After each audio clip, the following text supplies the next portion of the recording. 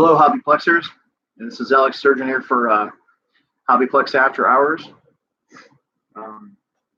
When I'm not chatting in the chat and maybe answering some questions or whatever, I'm going to be gluing some J-Concepts carpet tires for racing this week on Saturday. And I got some work to do on my crawler. So hopefully I'll get it all done within the next hour and a half, hour or so. We'll see. But for now, start preparing my tires. So get that thrown away. Don't need that anymore. I just got done eating dinner, so gotta.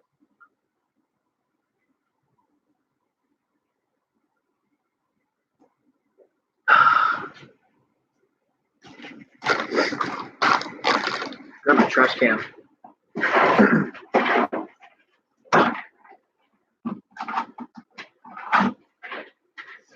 So I was actually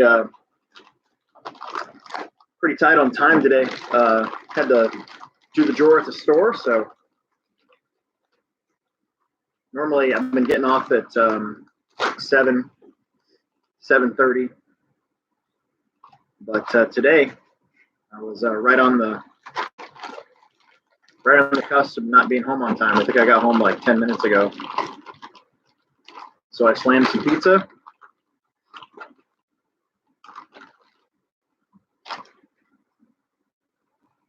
And got her going.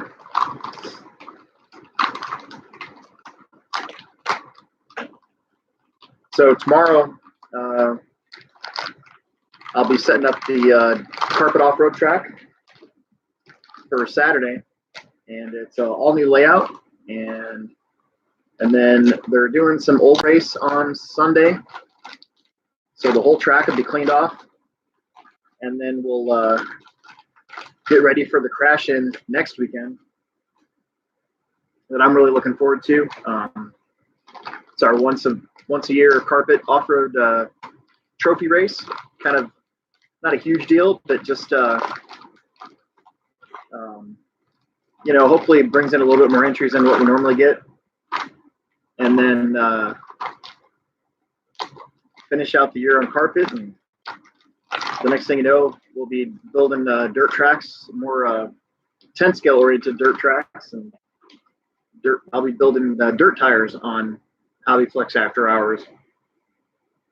So my plan is to have 2 sets of tires for at least Saturday's race day, and we'll see how long they wear for us. If I can get by with only using 1 set, I will. But I want to have that fresh set for the main event, just in case I have to keep up with Will even more than normal. So Will Brenton's our local associated guy. He's pretty dominant on carpet. And now we got Derek Wood back in the game, and he's got actually new cars. Derek's a really fast racer. He went to the Worlds in 2018, and he took a little bit of time off, but he looks like he's pretty happy and excited to get back going again. So I'm really looking forward to it. So let's see if I can move this here. So I'm gonna prep the tires, and it's always a good thing to clean your tires. Normally you want to use Simple Green. I swear by the J-Concepts tire cleaner bottles. I happen to be out, so I'm just going to use glass cleaner for tonight. Windex can also work really well for just getting the mold release off the tires so they actually glue better. It's just a really important thing to do.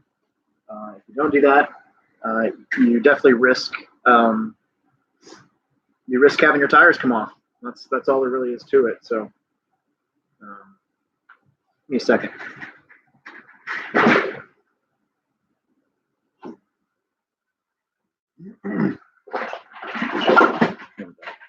And then for carpet, normally I would take a hole punch on a dirt tire with closed cell inserts, and I would pop 3 holes in the side. I'd make a triangle, but with carpet, we're actually using open cell inserts and just good old regular foam. And so you don't necessarily need to vent the tire as much as you would for a dirt track with closed cell inserts. So I have not been venting the tires other than the hole that you get on the inside of the wheel. That seems to be enough. They don't get squishy. They don't build up air pressure or anything like that. So I'm just going to make sure that I clean the inside bead of the tire.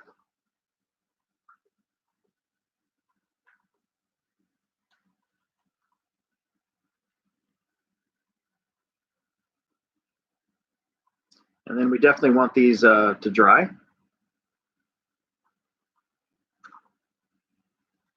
If you don't let them dry and you start gluing them, they get this weird kind of stringy, I don't know what to call it, but it's not good and it doesn't glue your tire. So,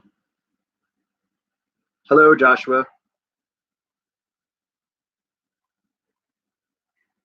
I'm glad somebody's in the chat. Good Lord, we've been on for 6.5 minutes and usually the chat's just going like crazy, but not tonight.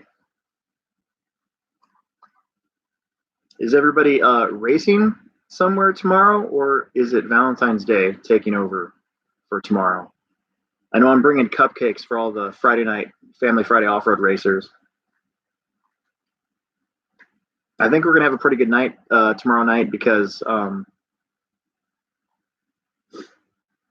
mostly 8-year-old kids don't really care about Valentine's Day that much, so that's probably good. So possibly no twin pins, sorry, but we have a whole bunch of those in back order, but I did order more pin downs from J Concepts just to make sure that I had them. And I ordered a few more Pro lines, and of course we always have the Schumacher tires too as a good old standby. At least Schumacher's prisms are out of stock. I tried to get prisms, and they're all out of stock everywhere, at least the compound we use. So I got us the other one. I think they're called Pinpoints from Proline. They had them in Z3 compound, so I tried to at least get us some tires so we'd at least have them. And like I said, again, the Schumacher tires, they have not had a problem getting those in stock. So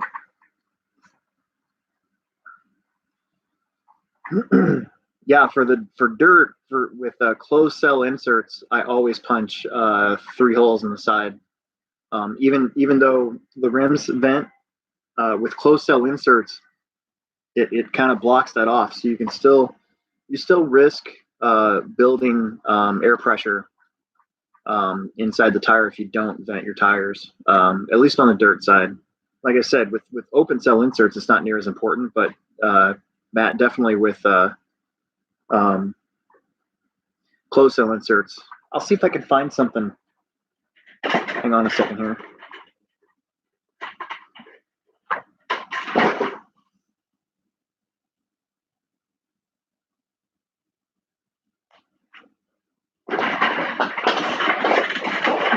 I'm so fat.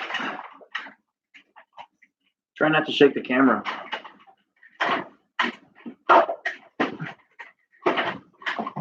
Oh, there we go. Okay, so 1, 2, 3.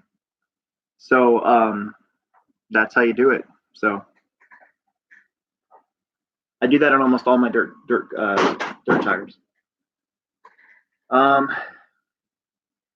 Open track days on weekends during our winter racing. The short answer is not really, because we race Family Friday off-road on Fridays. The doors open at 4.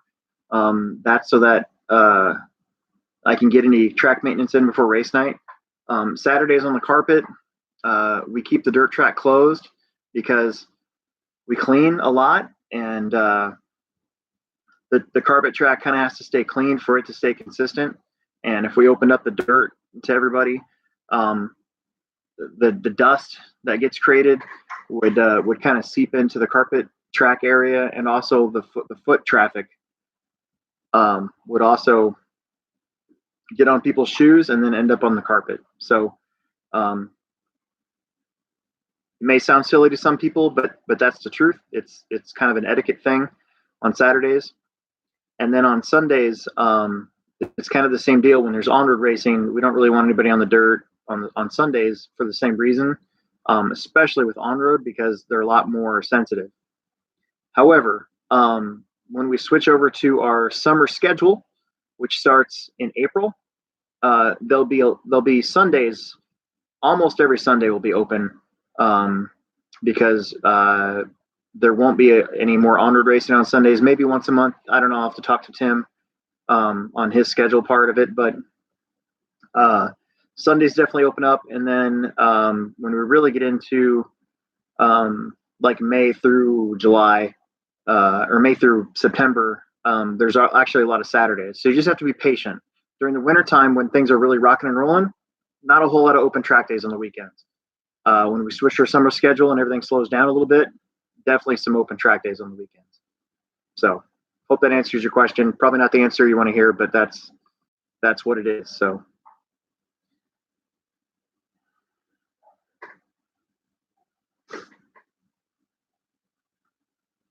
what tuning is involved in using the rear wing mount spacer? So basically, it's got, you can put some angle into your wing, or you can make it flat. And the more angle, the more air is forced down. It should provide more traction, but you'll lose steering. If it's flat, you'll have a more neutral feel. And then you can just use the back of the wing.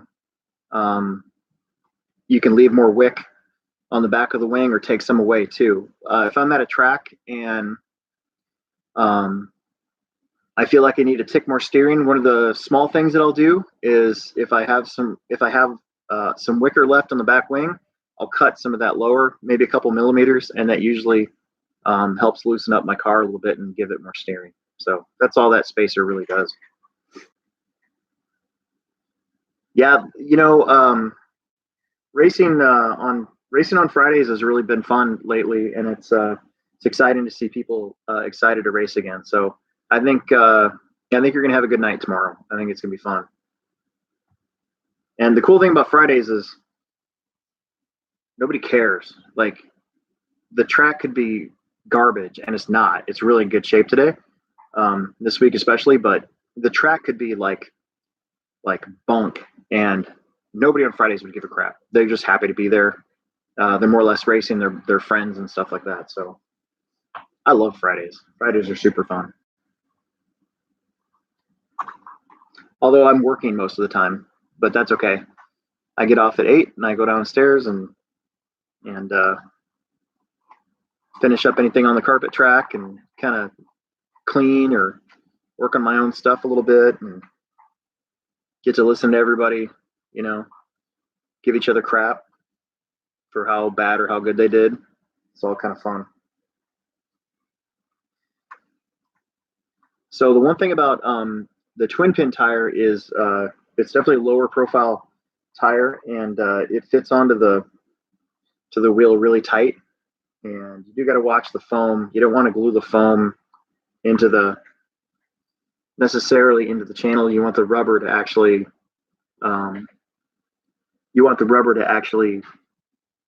glue against the wheel, not the foam to glue against the wheel. That's how you get tires coming off in the middle of that.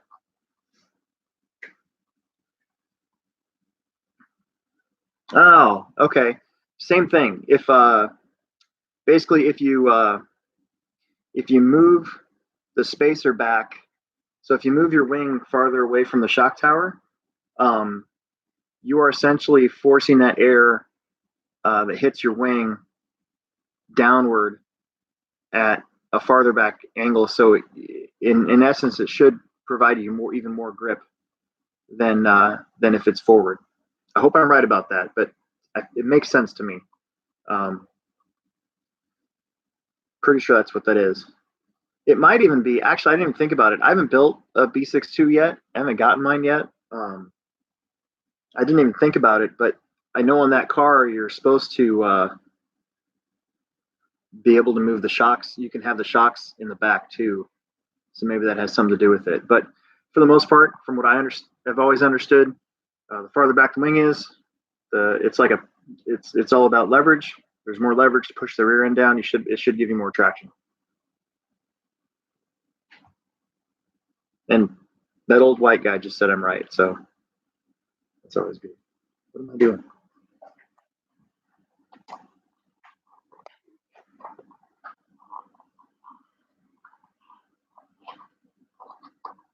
So I'm excited for the crash in 2 weeks. I have the awards coming.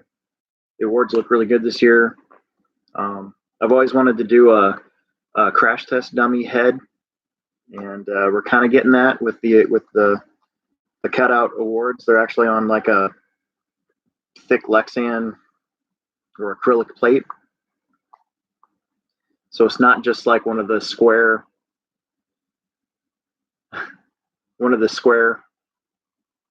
sticker plaques that we do a lot of. So my cat's over here, and I don't want to turn the camera, but my cat's over here licking all the ranch off of my pizza that I left over there. I didn't want to eat in front of anybody, so she's licking ranch. Ugh. Like if my cat didn't have bad breath enough, now she's licking ranch. She's gonna have ranch breath. That's wonderful.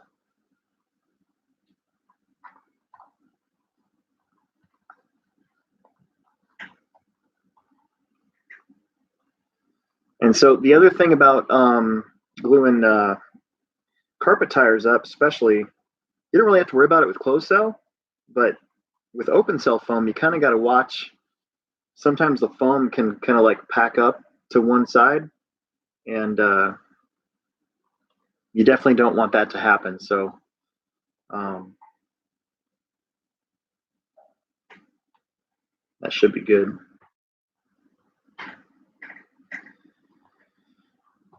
So once I glue up a set of these, I'm going to work on my crawler for a little bit too. I bought a new rear bumper for it. I don't necessarily need a rear bumper for it, but I'm trying to max out all the scale points I can have. And this rear bumper will give me some more scale points. So it's going to be good. Oh, yep. No, thank you guys. Thanks for the feedback. I'm glad it's not, hey, you were a super jerk to me today. Because I'm sure that's happened in the past too. Not from you, but you know what I'm saying. Like every once in a while, you get that guy that's like, ah. And then you'll be like, whoa. And then they get on Google later and like, the guy didn't answer my question the right way. 1 star. Oh.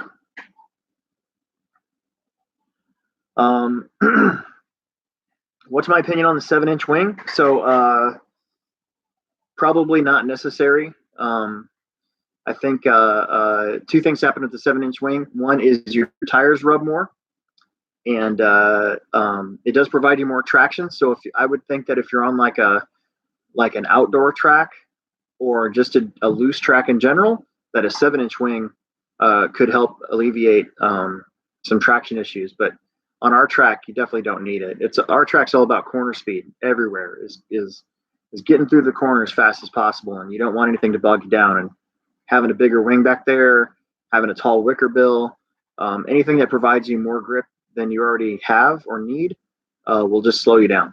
So shouldn't need it.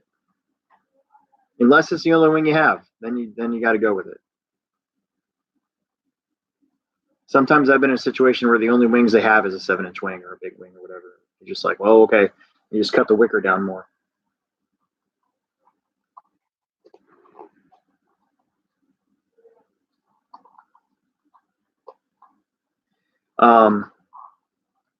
Wanted to say something. Our podcast has been doing pretty well on. I think you can find it everywhere. You just got to search HobbyPlex and it should come up. The next one we do is going to be a twofer. We're actually going to do 2 shows on the same night. One is going to be an interview with the Omahawks board members or board member, and the next hour will be Will and I just doing what we normally do. So look forward to that. That's the first week of March. I just lined up the interview with the Omahawks today, so should be really good. Compound. So this is J Concepts. It's the pink. It's I think it's the only compound they have for carpet. I don't think they have any other compounds. Maybe he's got some secret ones that nobody knows about, but it's like a medium compound. It's what us J Concepts guys are running on carpet at the Plex. I haven't even ordered any softer compounds. Like Proline has 2 compounds. They have a medium and a soft. I haven't even ordered the soft because I'm afraid that, the tire wear, if you're running stock, the tire wear is not bad. If you're running mod, the tire wear is pretty terrible. So there really is no reason to run soft tires. And then Schumacher yellows are also kind of a medium compound. Omahawks is the Omaha's airfield, radio controlled airplanes. I didn't want to make the HobbyPlex show purely an RC car hobby.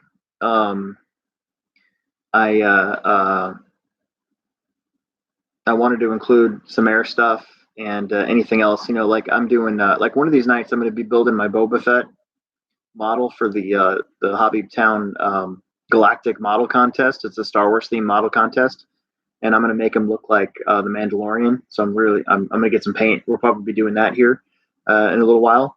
The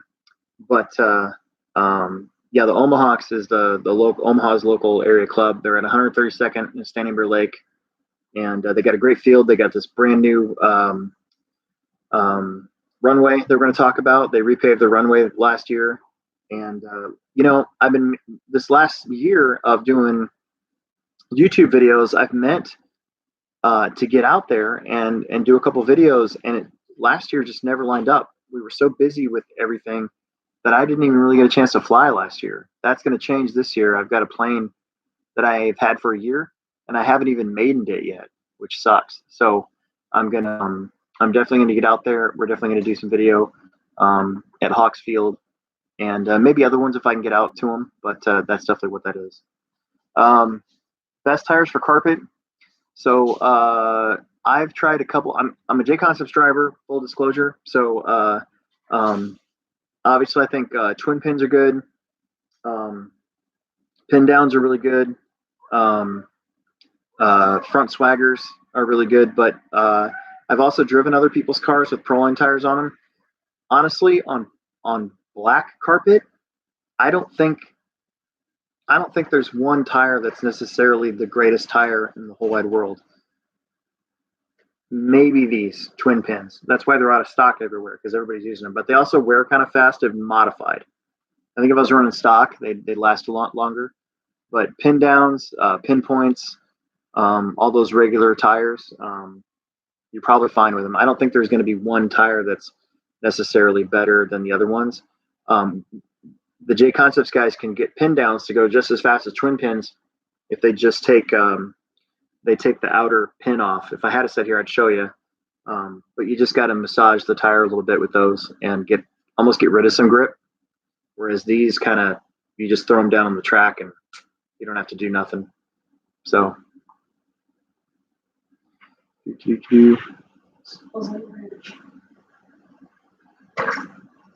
Yeah, you should be able to use the Ryan Mayfield heavy grease on anything where you use normal black grease. So yeah, you're correct. Crash and entry fees are different than club racing as far as one price. Yeah, so because we're giving away awards for the crash in, it's just like our summer series, winter series, and any special events we have, we revert back to that per class entry. So yeah, it's a little bit more expensive, but that's only because we're giving awards for it. For club racing, because all we do is Plex bucks, we've tried to make it inviting. So you just pay that single entry fee, and you can race as many classes as you want.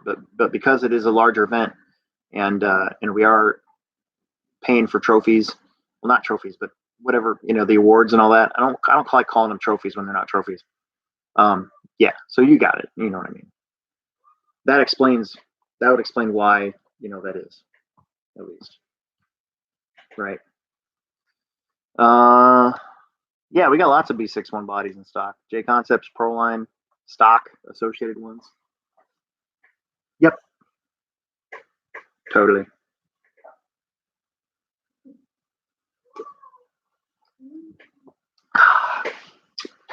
Okay. I gotta mount Emerson's first set of tires. And then we'll glue them, and then I'll go grab my crawler. So eventually we're gonna have a different camera. Emerson said he'd let me use his GoPro. That did not happen tonight.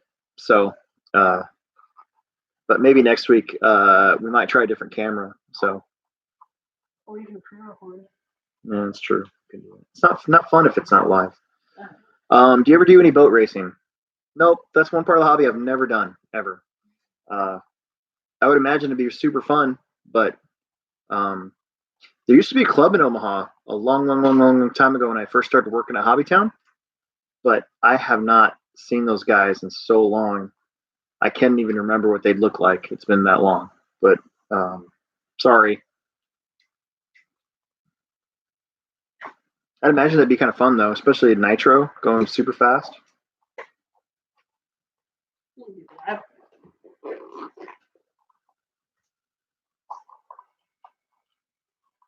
Both Emerson and I need haircuts.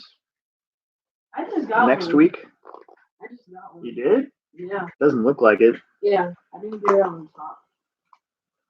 Just on the sides. Oh no! Are you going like full Bieber? Is Justin Bieber still a thing? Does anybody listen to Justin Bieber? I don't know. He used to have this big hair. Emerson, what are you doing tomorrow night? Tomorrow night? Well, I'm racing and I'm going to a birthday party. Oh. Yes, he should be in bed. Absolutely right. Nate wants to know if you wanted to race his e-buggy tomorrow. Tomorrow's Friday. You have anything going on Friday? No. Oh. I don't care. Okay, well, you'd have to get Mom to drop off. Oh, yeah. So Saturday he's going to birthday party. Immediately after racing, he's going to a birthday party. What time is the party? Like 6. Oh, yeah. We might be done by then. I was thinking tomorrow, Saturday. What is the cheapest round H scale buggy that is 4-wheel drive?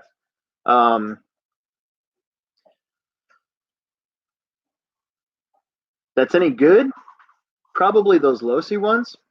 Losi makes a nitro truck, a nitro 8-scale buggy, and an electric 8-scale buggy that are ready to run, and those are probably the best ones in the inexpensive price range. And the nitro ones are $350 for the buggy, and I think it's $399 or something like that for the truck.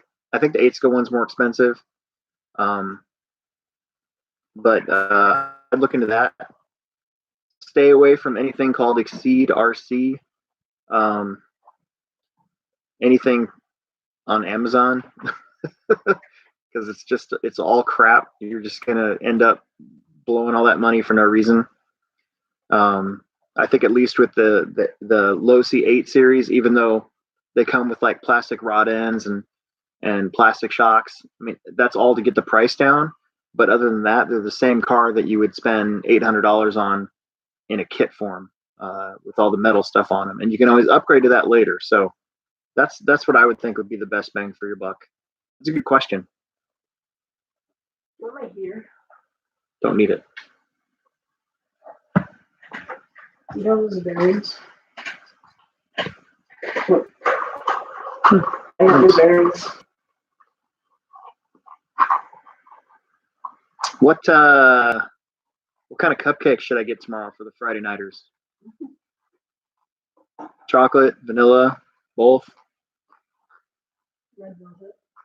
Should get like death cupcakes, like have them frost them black. Yeah, red velvet. Or make them look like dirt. I need to get. That's a good idea. I should get some. I should have like Hy-Vee make. What are the best snow tires? I think it depends on the snow. I think if it's like fluffy, kind of good snowball making snow, I think that any of the paddle tires that like Proline or Traxxas makes probably would be the best. Um, yeah, right, Jones Brothers. But I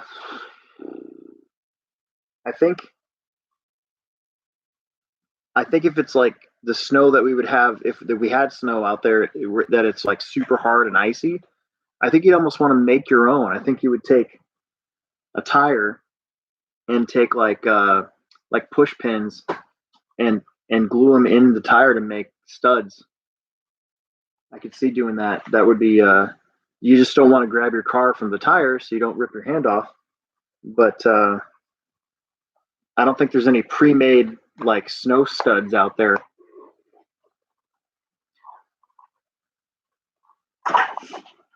Mini T races can happen, and we just got enough people for them. We might have something lined up here soon to correspond with our HobbyPlex. Geez, I can't talk. HobbyPlex Spring Champs in April. I think we're working with Horizon for something with that, but I don't want to spoil it right now. So, but the Mini T track out on the dirt is basically done. I just have to put some pipe down, and it's going to be. I was thinking about using watering hose for the lane dividers, but yeah, we just have to get Trevor or somebody to pick a night and to race him. So that answers that. Go to tire clean routine for both carpet and dirt. I don't have time. You're talking to the wrong person. On dirt, I never have time to clean my tires. On our track, you generally don't need to. That's coming from me. But like Will, I know he cleans his with, I believe, glass cleaner, and then resauces them afterwards. I think the glass cleaner is supposed to. It's that cheap spray glass cleaner too, but I think it's supposed to help open up the tire a little bit to accept more tire sauce. But this guy, I never have time, and usually on the dirt track, our tires are clean enough coming off of it that you don't really need to. I just resauce it. On carpet, there's no need whatsoever to clean your tires on dirt or on off road. There just isn't. There's no reason to. So, yeah, there's absolutely no reason to.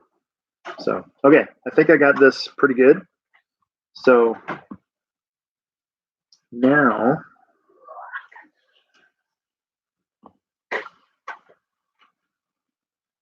I got these. They're like do $10. you know any 8-scale trucks for the cheapest price? I think it's the same deal. I think that Losi, if you're looking for electric, I have no idea because Losi doesn't make a ready-to-run e-truggy, but they do make that nitro truck, and I'm pretty sure it's like $379 or $399, something like that. It's probably the best bang for your buck. In the summer, do you have an outside track? Well, no, but our dirt track is our outside track. So the HobbyPlex has a 15,000 square foot building over our dirt track, and so in the summertime, it gets a little warm out there, but we kind of just deal with it. The track's really consistent, and it's a lot of fun. We have our summer series that starts in May, and it ends in September. And so the track is always kind of set up more towards the 10 scale side of things, and it's super fun. But 8 scales can usually drive on it too, just fine. But that it used to be our outdoor track, and then we put a roof over it. We built a whole building around our old outdoor track.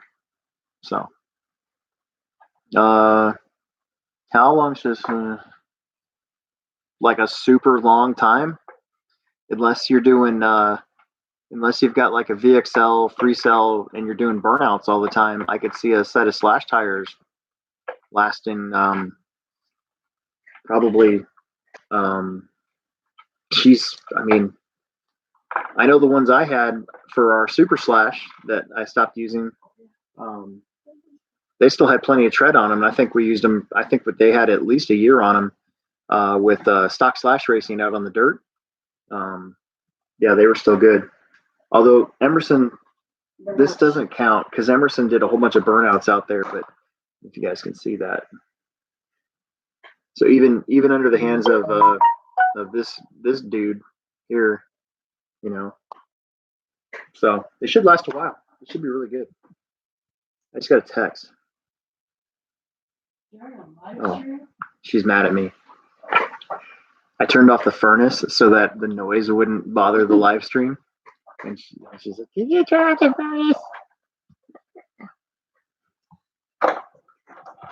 Okay, all right. So, real quick, so I'm gonna glue the tire now, and basically, I don't have the tip. Normally, there's a tip that goes along with this, so I'm just gonna wing it and use my. I'm gonna use my my chest. So.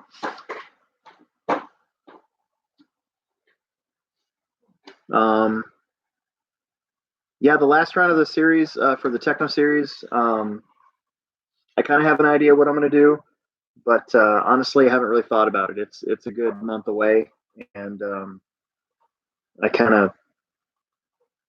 just going to let the Family Friday guys go out there and race on what we have now, and do that. So we'll see.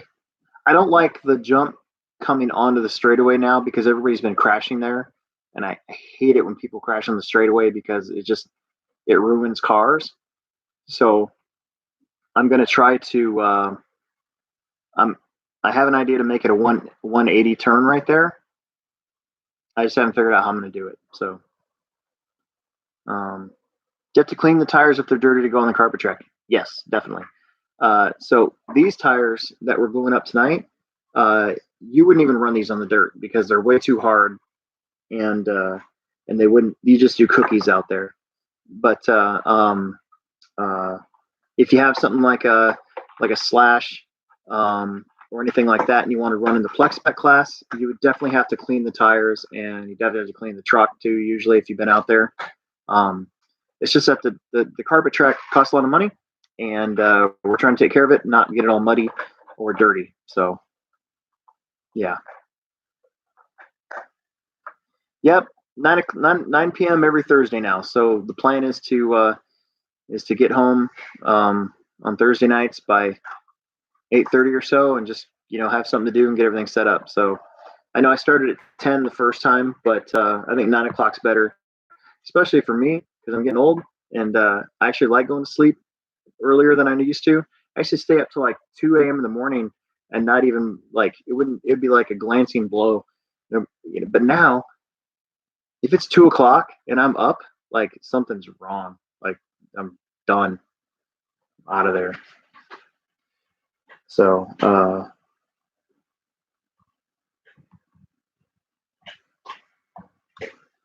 this might be kind of difficult. Hello, Jason. I want to look at my toolbox. Nothing special in my toolbox, but these toolboxes you get at Menards are awesome. This is what all the pro drivers use, and so it's what I use. Got my pliers, my scissors, my shock shaft pliers, one of the best tools ever. Brush, got my caliper, and yeah, my MIP tools. So that's my super awesome toolbox. So what? It's off because it's loud. It ruins the live stream. Okay. I shut it. Just get an extra cover.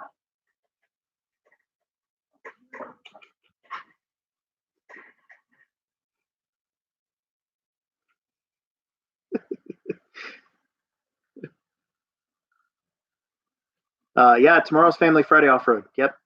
Doors open at 4. We start racing at 7.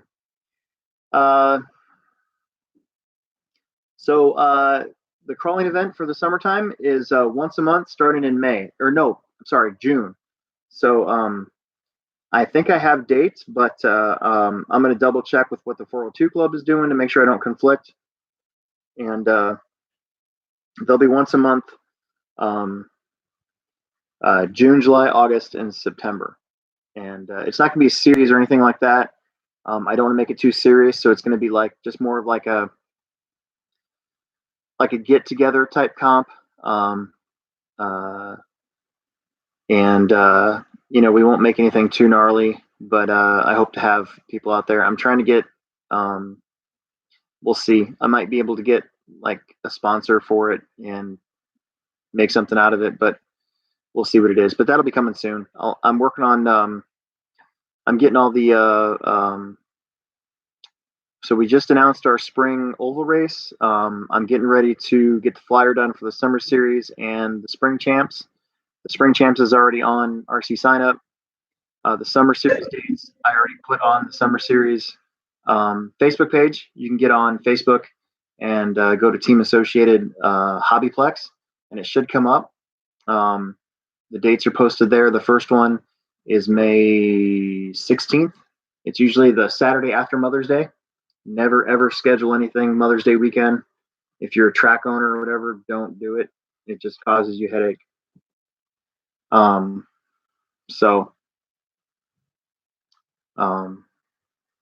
and then I got the rest of the summer stuff. So we're going to be doing the crawling event. We're going to have a special once a month free bashing day where we're going to bring back the sumo table. And then we're also going to have our new Pro 20 series. So it's just 3 classes, buggy, truck, and short course, and 20-minute A mains. So I'm looking forward to that. Am I racing tomorrow? Probably not. I work all day, and I got to set up the carpet track in the morning, and then I work from 4 to close, and then I'll probably practice a couple laps on the carpet, and then I got to clean. I got to get the shop back out and get rid of all the dirt that you Friday nighters leave Friday night. So the carpet is good for Saturday. So, yep, probably not. Maybe one day I'll get my 8-scale out, but not yet. Okay, so I'm going to actually glue some tires. So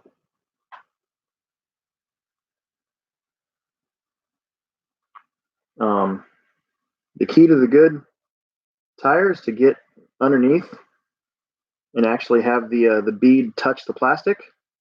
A lot of times guys will have tires come off, and it's because they weren't able to get the tire to actually touch the plastic wheel. With 2.2, it is kind of, it's not tricky. It's just one of those deals. But I have noticed that like TLR wheels for some reason don't mesh well with certain companies' 2.2 tires, and that can often cause tires not to glue right. It was that way back in the day too. I remember Proline tires did not like TLR rims. These are actually associated rims going on. So how much does it cost to go on the carpet and dirt track? So for open track, it's $10. And you can leave, come back, whatever. We give you a wristband. As long as you have that wristband for the day, you're good to go. Racing Friday night for any Plex Spec class is $5. And then if you have extra family members that also want to race Plex Spec, they're free. So in theory, a family of 4 could all come and race Plex Spec, and they'd only pay $5. If you have,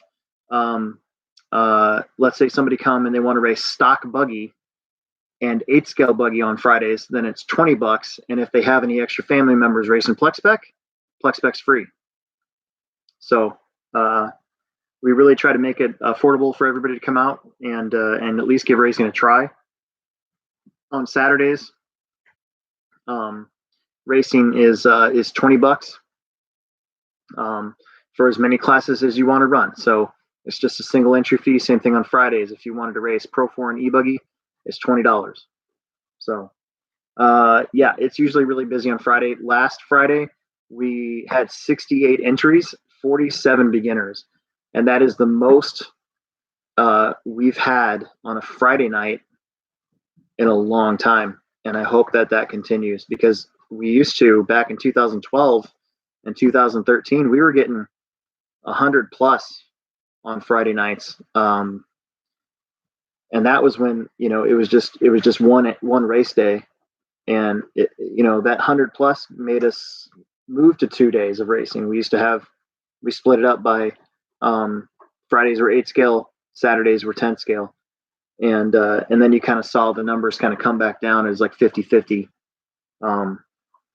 That's kind of how it is now too. So it's nice. It's really super, super nice to see that enthusiasm for racing at the HobbyPlex again. But I think I had to say it, but a couple of years ago we made the executive decision to not race nitro club racing anymore. And I would always ask people, and one of the biggest complaints they had was, the parents anyways, why they wouldn't come was because of the nitro fumes. So once we stopped doing that, all of a sudden all these people started showing up ready to race. So now it's just kind of a normal thing. So it's really good. It really worked out.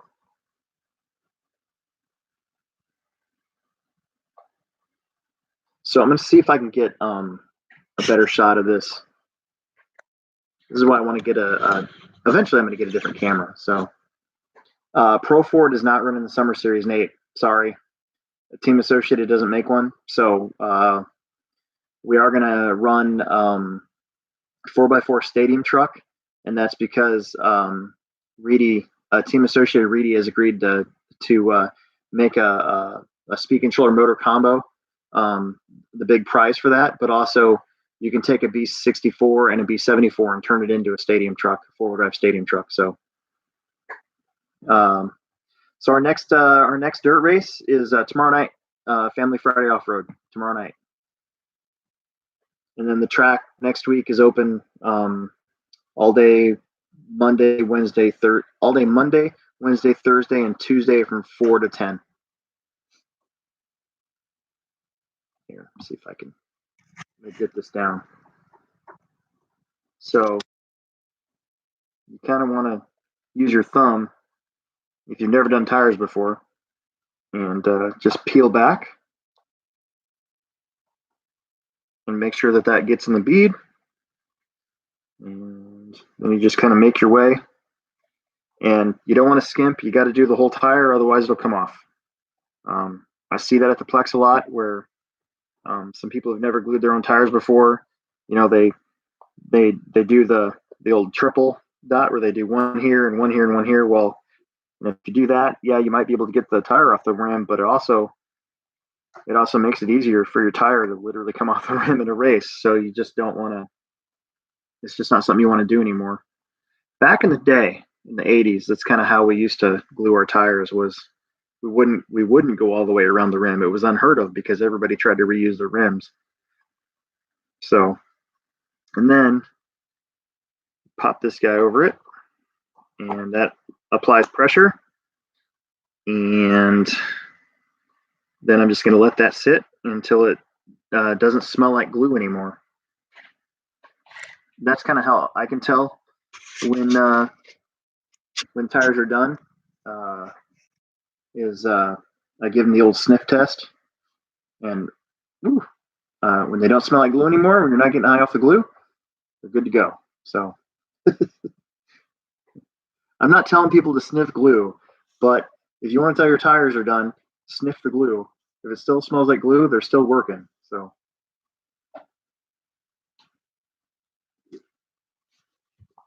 don't sniff glue, kids.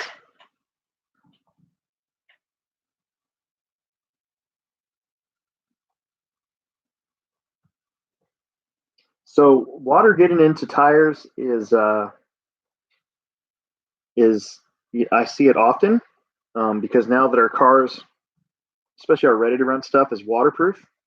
Um, you know, it's just kind of a fact of life now. Basically, the best thing to do is to take an X-Acto knife and to put a slit, not a big one, but like I'll show you. Hang on a second.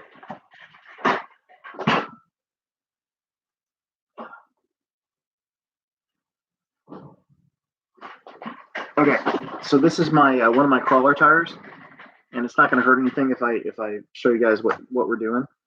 But basically,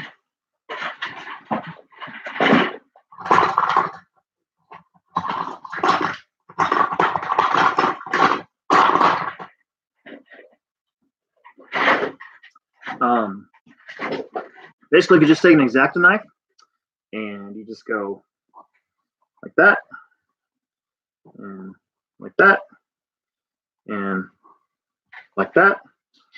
You just put you don't actually slice it, but you just poke a hole in your tires. As soon as you get on the gas, all that water will start spinning out because of centrifugal force. So, does that allow water to get into them too? Maybe a little tiny bit, but probably not since you're spinning anyways. But they definitely do. If you get them in the vent holes and the wheels and stuff. So hey, no. So popping a little hole like that in your tires doesn't hurt anything. And when you get on the gas again, all that water comes out. Otherwise, they're so imbalanced. Tires can be imbalanced and everything. Their car will basically drive like crap. So, but it's just a fact of life now, really, more than anything.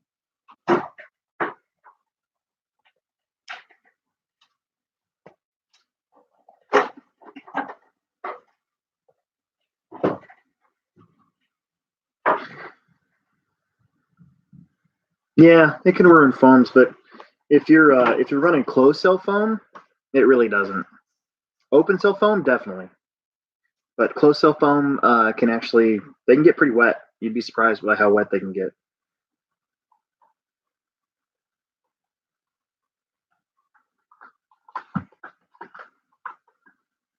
Kind of a goofy thing that I do, and I get looked at a lot at tracks, is I kind of like I'll squeeze my glue bottle, and then I'll suck up any excess um, glue that I might have put down.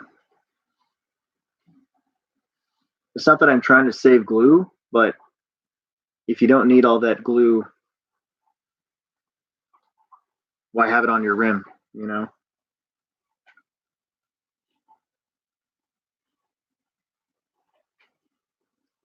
Okay. So there you go.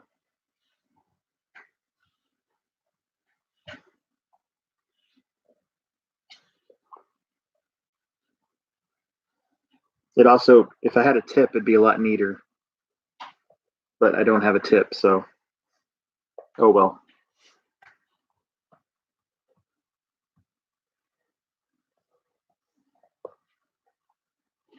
Um, my son goes through tires super fast,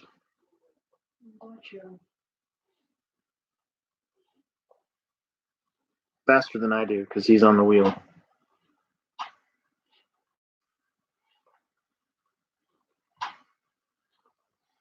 I try not to glue my stuff, so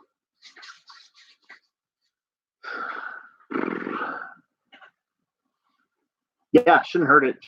Poke a hole in it in a couple, just on one or two sides, and that water will come right out of there.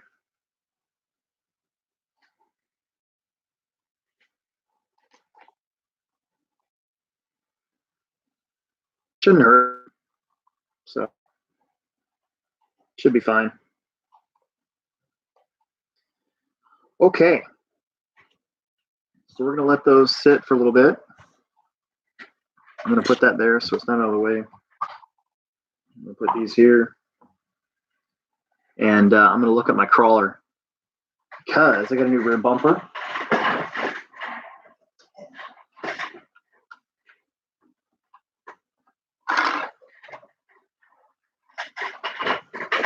So,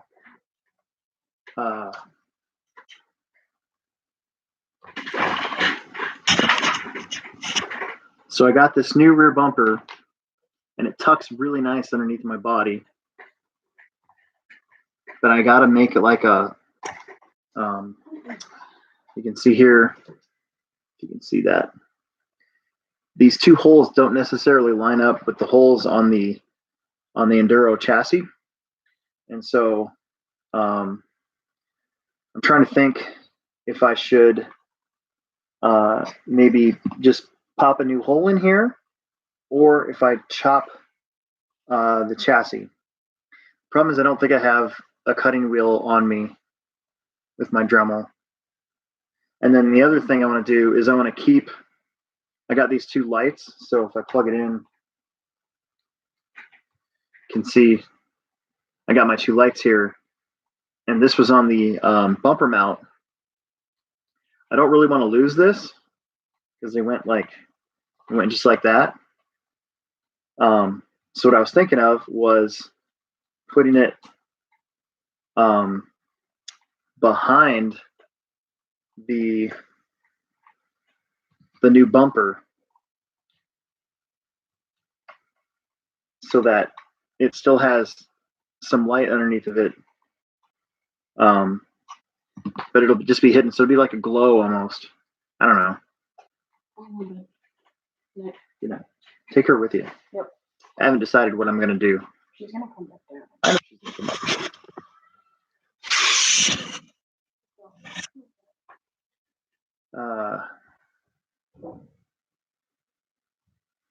Yeah, so I'm trying to figure out, like, I don't know, because this is more of a so this is a chassis mounted bumper instead of the other one. Like,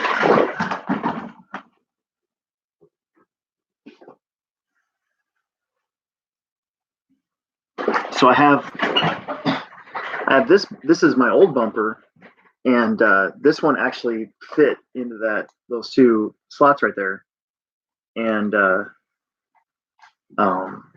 the problem with this bumper is that, well, there isn't a problem with it. It's a really good looking bumper, and it also has the trail hitch here. I'm pretty sure this is a SSD bumper. It could be an APS bumper. I think it's an APS bumper.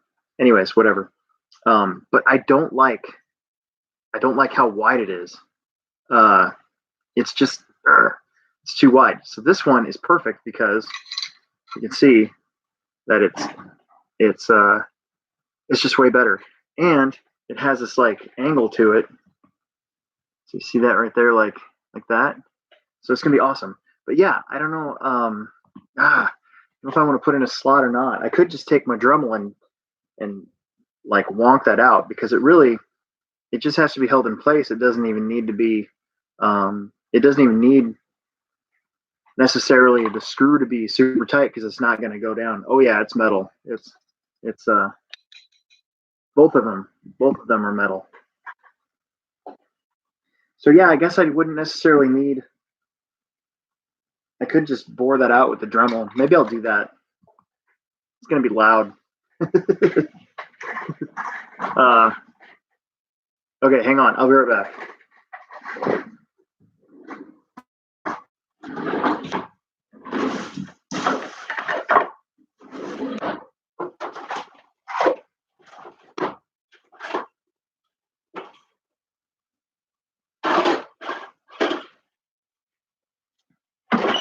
Yeah, see, that's what I was afraid of. I might not have the bit to do this the right way that I want to do this tonight. I don't think I have my cutting wheel on me. Oh well.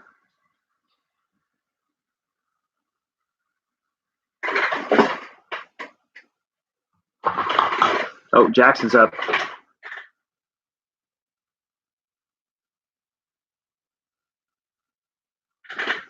Yeah, no, I can't. There's no this doesn't have any holes or anything. I suppose I could drill them into them, but I'm planning on getting a different body altogether, and it's going to have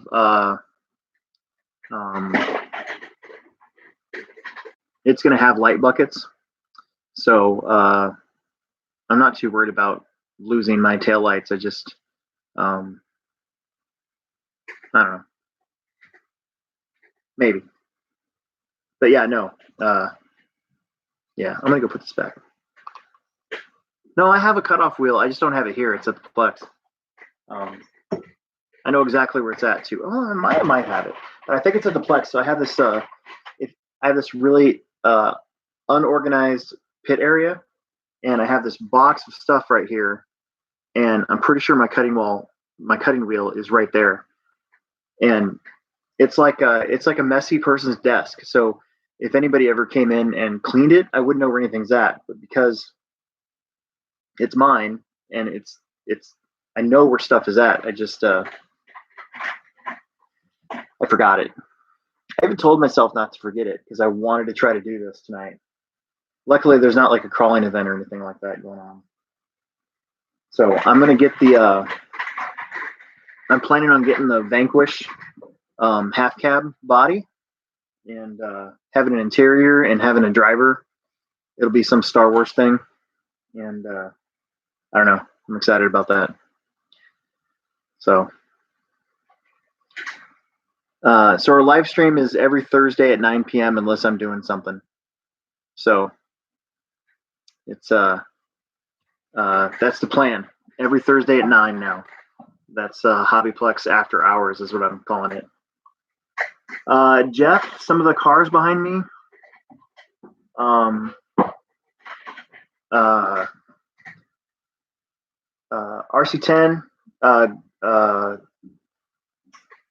RC10 Graphite Edition. Jerix Pro. That's a double X.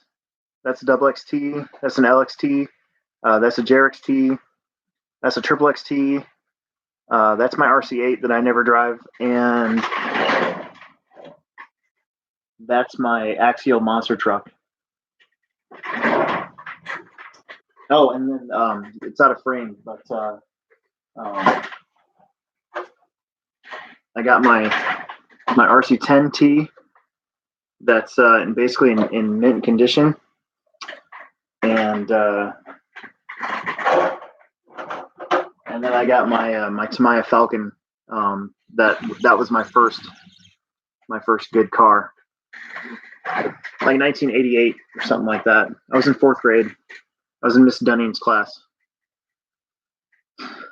Am I running just wheel weights or anything else like beef tubes? No beef tubes, but I do have. I don't know if you can see them. I have SSD brass, and inside of here I've got patties. They're like beef patties, but they're from SSD instead of the actual beef patties. And most of my weight on the crawler is in the front. I took the weights out of my wheels so it wouldn't bog me down too much. Those brass knuckles are awesome.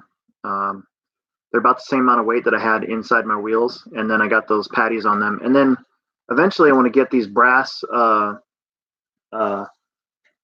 covers here. So yeah, dude. I wish that I could say that was my original Falcon, but a buddy of mine had a whole bunch of them. He was like a Tamiya collector, and I bought one of them from him, basically for nostalgia for me. But my original Falcon, I'm almost embarrassed to say, when I got my my Pro.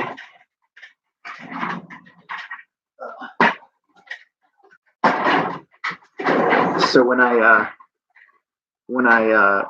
got my Jerix Pro when I was 12, I took a sledgehammer to my Falcon, which, looking back on it, probably one of the dumber things I've done in my life. And that's saying a lot. So yeah. So I got that because I was like, dude, I need to get a Falcon because that was my first car. So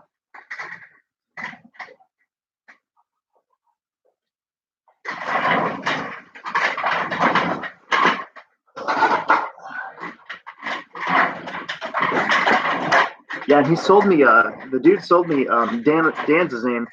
Um, he actually sold me one of his better cars too. You can see the the wheels have never been driven. I mean, it's pretty much mint. The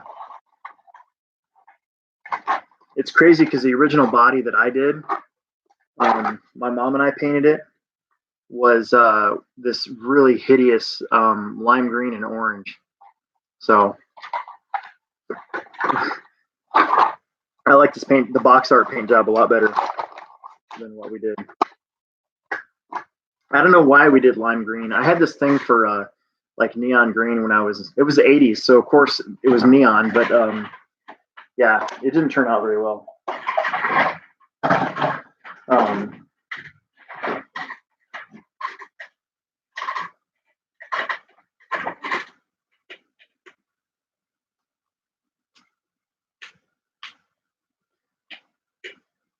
yeah, thanks. I tried to race my Falcon at Scranton RC Raceway. It was like 10 miles south of Topeka. That was the first real RC track I ever raced at, and um, I'd always wanted to race. So when we moved to Kansas for a little while, like 9 months, I tried to race my Falcon, and it just yeah, you know, it is basically their version of Plex Spec down there. But I was getting smoked. I remember I was getting smoked by a Traxxas sledgehammer. So my mom finally bought me the DRX Pro, and it kind of went downhill from there. That's kind of how I started racing. Was I got that DRX Pro. Um, so everyone runs weights in the front because um, if you're going to climb up stuff, having the weight in the back would create. It's all about leverage, right? So having a heavy truck equal isn't so bad, but having all your weight up front and having, say, like overdrive in the front, so your wheels are spinning faster in the front than in the back too, especially on the enduro, it just makes it put all the weight where you really need it to climb. If you had weight in the back, more weight in the back, and you get that hard angle, all that weight in the back helps that thing pendulum back and flip. So there's some people, I mean, there's guys out there that run rear weight as well. But I personally don't like running any rear weight. I put it all in the front. The only downside is the same effect. If you're going down a hill, you can endo over it because all your weight's in the front, but you can also control that with throttle. So I will say on the enduro, especially having these metal sliders, the Reefs RC metal sliders, is awesome because not all the weight's up front. A lot of the weight's right here in the middle, and this truck is really able to climb up stuff, but also I'm able a lot of times to control my descent. So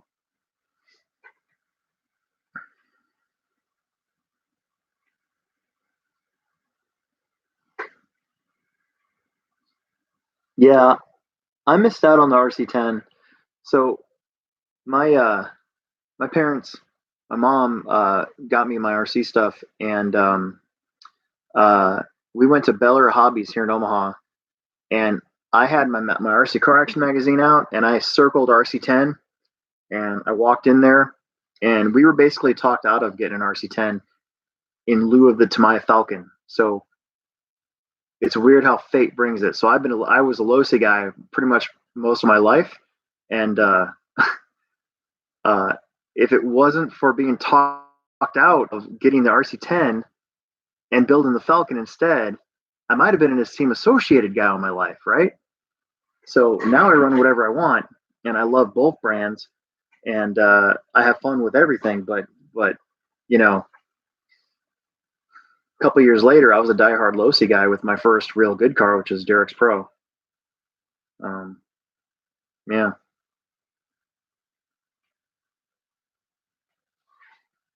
Uh, the tabletop's going to be in the exact same place that it has been, but it's no longer at the end of the straightaway. Tomorrow and Saturday, we're actually going to be a curve straightaway into a corner, and then turning, the tabletop's going to be there. So, Jackson, the tabletop's in the exact same place, but the approach is a lot different. Hopefully, that makes all of you guys happy. I understand that the tabletop at the end of the straightaway is tough for some people, but you need to get over it and learn how to do it. Yeah, dude. Gil Losi Jr. I have had. Thanks, Camden. I had the pleasure of meeting him for the first time in 1999 when I went to the Bond Nats and didn't do squat. It was horrible. I was in like the double I main, and then ironically, actually worked for Hobbytown for a while, so I got to see him every year at the Hobbytown convention, and he even came up a couple times to test cars and tires and stuff at the HobbyPlex. Which, anytime I get to talk to any of these people that I grew up idolizing, like Joel Johnson, Mark Pavidis, Jimmy Babcock. I've actually roomed with him at a Roar race before. I used to do race management for Roar, and I was hired to be the computer guy, which I'm not a computer guy, but I know the scoring software. So that was always cool. This will blow your mind if you haven't seen my past streams. This is my mint condition Derek's tee. That's Gil Losi Jr.'s signature. Oh, yeah. Gil Losi Jr. is awesome. He's super smart.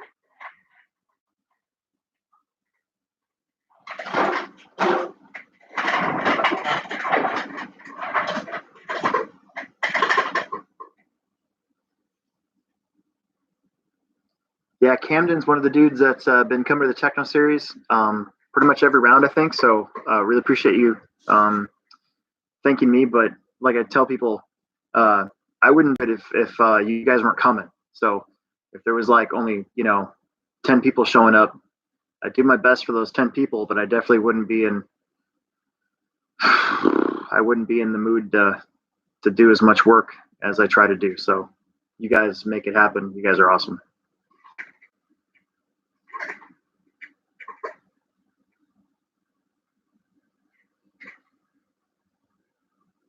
Yeah, Matt, I don't know if you guys can. I don't know if the Vitera has an overdrive either.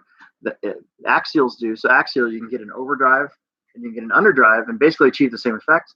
But I'm not sure if the Vitera's do or not. I'll have to look it up. I would hope so. Man, my hair is jacked. Late.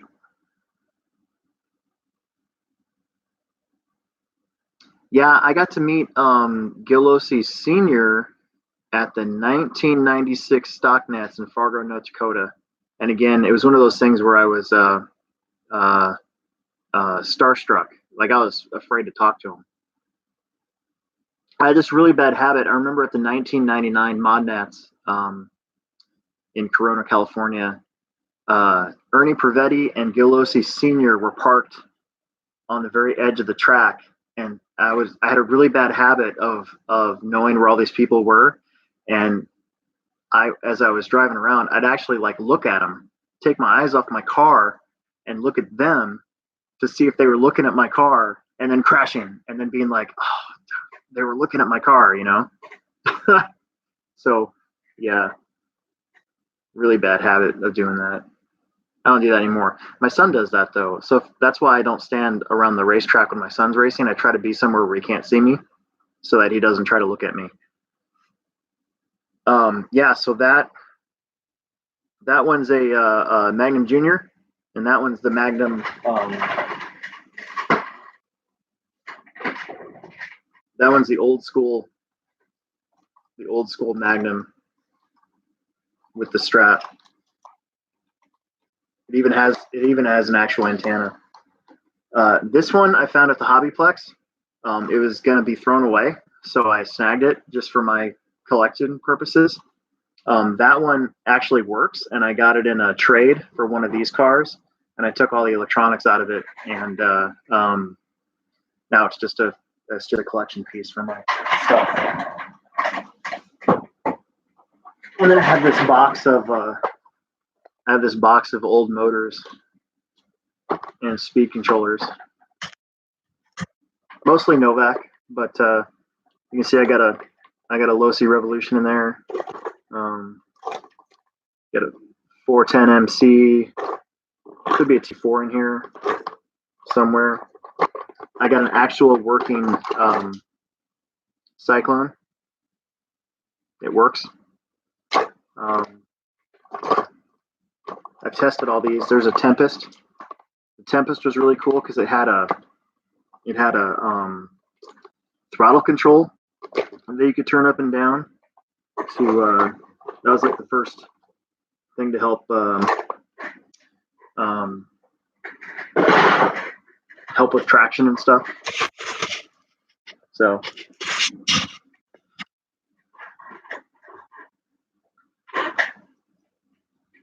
yeah, I used to use whatever motors I could afford.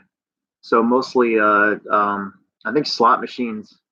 The original like Trinity slot machine back in the day was, like $25, and like the Trinity Midnight, mostly stock motors.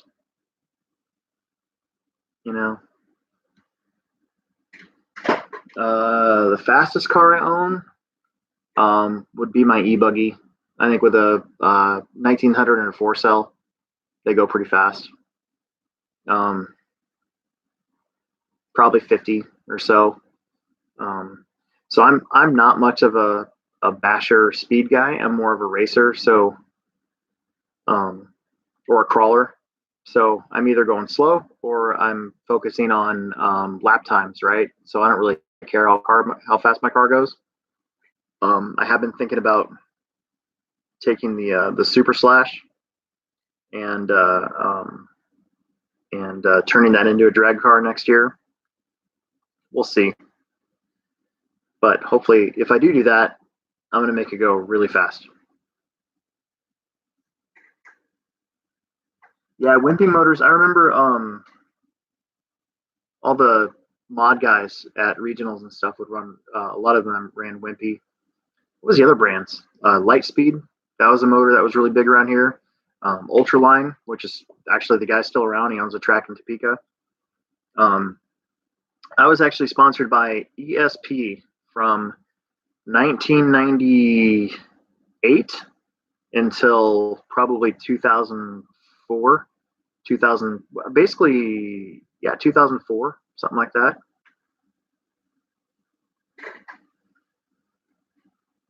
Yeah, I haven't seen a Wimpy motor in a long time.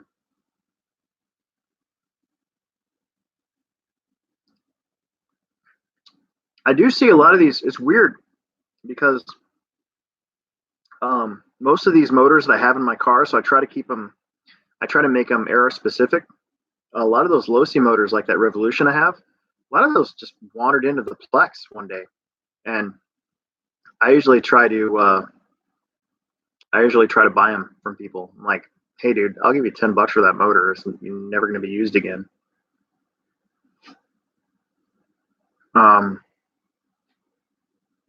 Is Rustler rear wheel drive? So it can be. So Rustlers, if you run it on a 2-cell and you get some good rear tires that work like on our track, I would like if you came into the Plex, I would sell you some RPM Revolver wheels with J Concepts Ellipse Gold compound tires. You'd be hooked up on our track. So most of it's just getting the right tires, and then depending on the class, if you're in a beginner class, the Rustler's perfect. You could try to run stadium truck. At some point, you'd be kind of outgunned a little bit because the Rustler is kind of heavy and it's not a very efficient drivetrain. Whereas most of the race cars, if you try to race stock truck or mod truck, they're set up more towards the racing side of things. But Rustler's perfect. I tell people that come into the Plex all the time that a Rustler's perfect for the beginner class, especially the Rustler, the Slash, the Arma Centons. All those are really good for beginning, like beginner races, especially if you're at a track that they don't have any rules, like they shouldn't. I don't think the beginner class, any beginner class, should have any major rules. So, yeah. Do you have a B4 from back in the day? No, I don't. And that's one of the ones that I'm going to try to fill in back here. I need a triple X because I still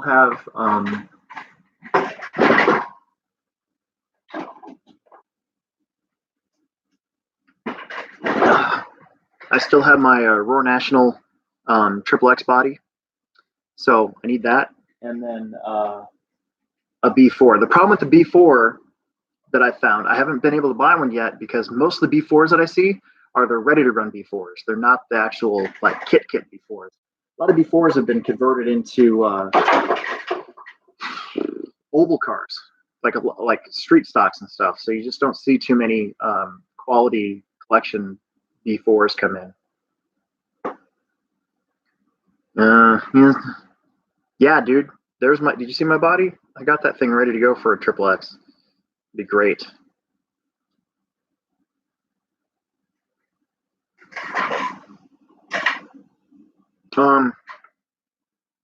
So there's a question here about demolition derbies. I've seen that around. There's actually a group near us that does that, and so we're going to have these free bash days this summer, and I do want to include like a demo derby type thing. So if I can find them on Facebook and I try to bring them in, that is something that I want to try to do. I think that'd be super fun. So I've seen the ones where they make their own bodies out of I think it's like tin or something like that. That's crazy. That's great. That's what we should all be doing. Just finding new ways to beat stuff up. Yeah, a lot of the associated cars, you see them on street stocks. You see, yeah. You do? Which one? Which B4 body? Is it the cool one with the flags? That'd be awesome. I thought I had. Maybe I don't. I thought I had one of those. Yeah, Rocket League will be for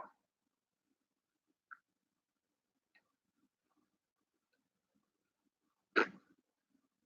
So at the Plex, we were doing this thing called Rocket League with our C cars, and that's what it was. It was Rocket League with our C cars. We set up goals on each end, and then we had cars lined up on one side or the other, and you tried to get the ball into the thing. It's basically what Associated made that little nano puck thing. It's basically that, and we were doing that, and it kind of turned into it. It kind of turned into a demo derby sometimes.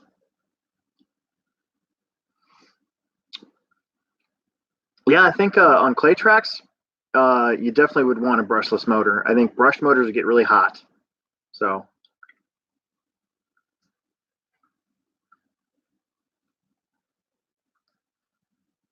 you guys are running a B4 on carpet up there in Bad Fast Land? How does that drive? It's a rear motor.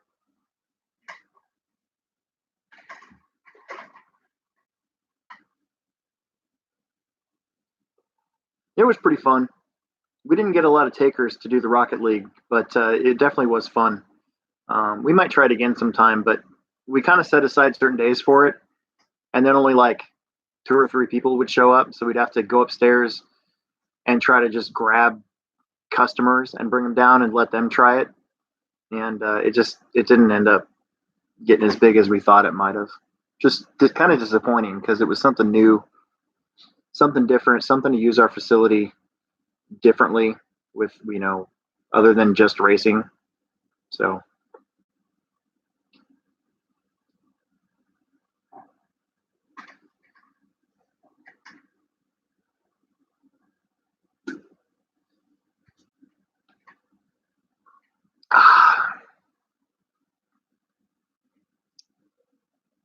Yeah. By the way, if anybody knows anybody from Pepsi, this guy would like a Kickstarter sponsorship. That'd be fantastic. You know what I feel like doing tonight? Here in about 5 minutes, while I wait for my tires to dry, I'm gonna go play some Red Dead, and, like smoke some people. Tire warmers. Honestly, don't care. Whatever. I mean, we're warming up our tires. That's something I'd like to do. It's one of the videos I would like to try to do in the future is how to break in your dirt tires for the Plex. And I take a heat gun and point them at the tire. The tire warmers basically would do the same thing, except that I don't think you get all that smoke that you do from the heat gun. So they're probably better, probably healthier, because you're basically achieving the same effect. The only drawback is the cost. They're expensive.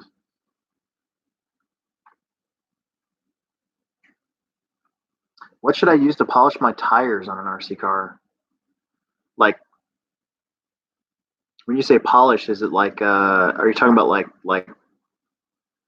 traction compound? Sauce. Yeah, that's what I'm asking.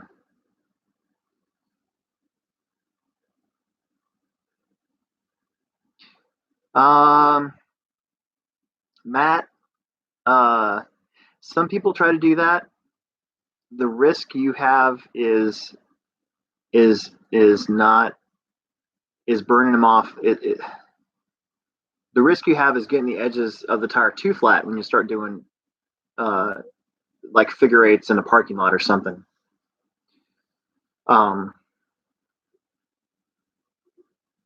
I think it's just better to get the tire sauce to soak in when you're talking about clay tires. Carpet tires we don't sauce at all, but the dirt tires, to get that tire sauce to break in to really soak into the tire, and then just go run it like you normally would.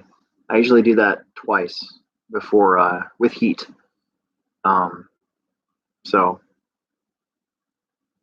yeah, nice talking to Greg Van Buskirk. I haven't talked to you in person in a long time, so that's pretty awesome, dude. Thank you. Um, yeah, so basically, uh, tire sauce, man. So I use on dirt, I use PB Blaster, and I don't cut it with anything. I just use it straight. Um, I sauce the tire. If you let PB Blaster really soak in and dry, and then go out and run it, it does kind of soften your tires up, makes them sticky, but also softens them up quite a bit. And um, some of us on race days will use heat. We'll use a heat gun and point it right at the tire and get the tire hot, and you can actually see the tire kind of suck in the tire sauce. And then we sauce it again afterwards and let that sit for a little bit before we go drive it. And that just accelerates the process, but it also makes your tires wear out faster. But a lot of us that race, we don't really care. We want the most performance out of the tire, period. We don't care how long they last um, until we run out of money. So um, then we care. Um, but I think I know she's annoying. PB Blaster, Liquid Wrench, any of the tire sauce brands that are out there are just fine too. It's just that's what I do. I use PB Blaster. I go to Walmart and spend $4 instead of $12 for tire sauce. So Proline Prisms should be great. Hey, hey, no, no, no, no, no, no, no. Get down. Get down. Bad kitty. Bad kitty. That's my young kitten, Roxy. We named her after my mom, who passed away in 2009. So it's kind of weird naming her Roxy now because I feel like uh, I feel like if I'm like, should I be walking around naked in front of this cat who's named after my mom? It's kind of weird. To clean the carpet track, we vacuum a lot. So we have 2 vacuums. We've got one that doesn't rotate, and then we've got one that does. And with the black carpet that we have, the one that rotates works really good, and it's been doing a really good job. The traction's been really good on on-road days. One of my cars I don't have here is my X-Ray on-road car that I've been having a lot of fun with. I was asked earlier which car is faster. If I put like a 5-turn in that car, that would be my fastest car, a little 10-scale touring car. But I keep that at the Plex most of the time. So I'll show you guys something real quick, and then I'm gonna go. It's I want to do these for about an hour and a half or so.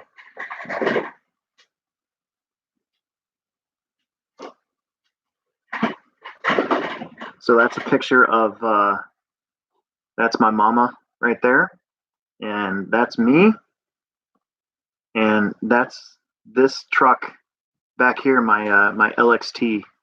This is from 1995, and that's a really good thing I like to keep around. So yeah, it's kind of weird naming my cat after my mom, but we're just going with it, so it'll be fine.